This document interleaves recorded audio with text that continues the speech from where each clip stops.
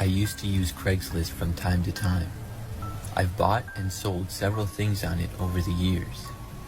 But something crazy happened several years ago. I was selling my PS4 and decided to list it on Craigslist. This was back when the PS4 was the newest PlayStation and the 5 hadn't come out yet, so I would be able to get a decent amount of money for it. The PlayStation worked perfectly fine, and I also had some games that I was selling along with it.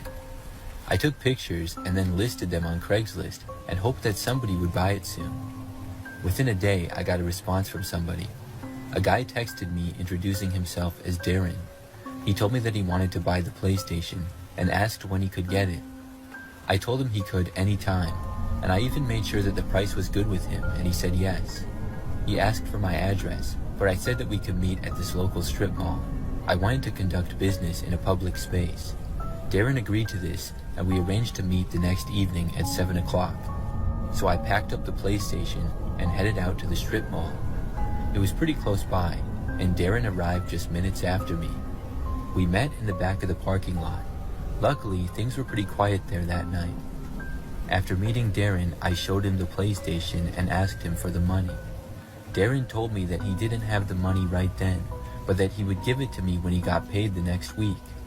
I was angry when I heard that. I said no.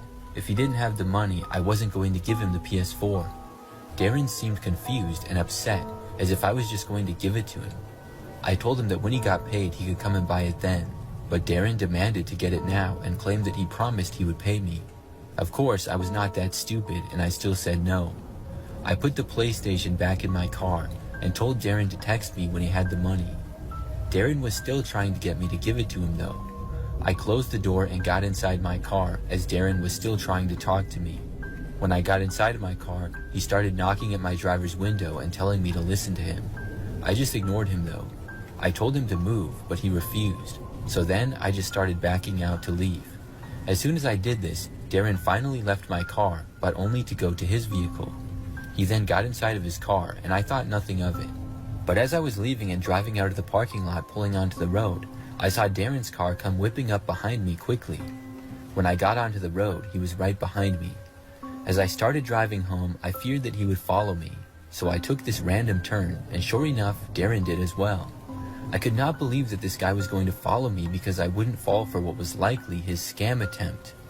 I made a few more random turns, which Darren did as well.